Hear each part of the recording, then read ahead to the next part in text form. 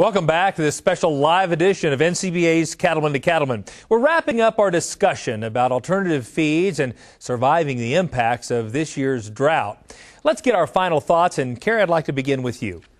I guess the big thing is just got to stay flexible on what your protein and energy needs are going to be. And we try to begin with the end in mind and plan ahead the best we can.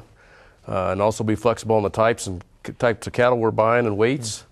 The other thing I think is you just got to try to keep your chin up. When our crops were burning up this summer, a friend of mine, a ski buddy of mine, used to call me and say, just think about when we're sitting in the hot tub with the snow piled up on our head this winter up in the mountains. So I think that's part of it, so you stay focused. Yeah, stay focused and stay optimistic. That's helpful. Chance? My final thoughts would be these, and this is kind of the general plan that's come about. Unfortunately, in Texas, every other year we have a drought, it seems like, and this is kind of what I've learned. Number one, cull the cows that need to be culled anyway, all those slackers.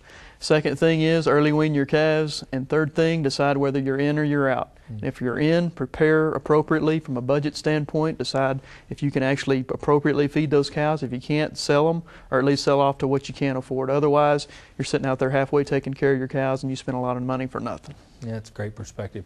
Kent, what would you add?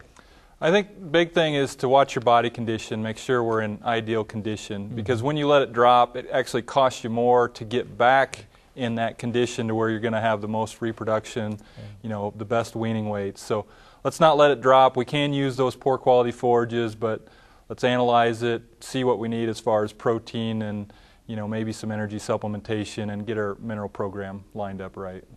And Dr. Patterson, what guidance would you give us?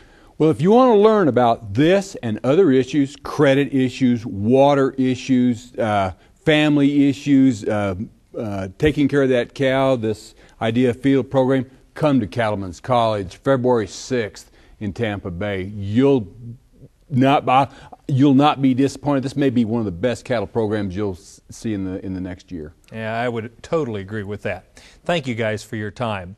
And don't forget to join us, just as Dr. Patterson said, February 6th through the 9th for Boots on the Bay. It's the 2013 Cattle Industry Annual Convention and NCBA Trade Show. Now you can get details at beefusa.org.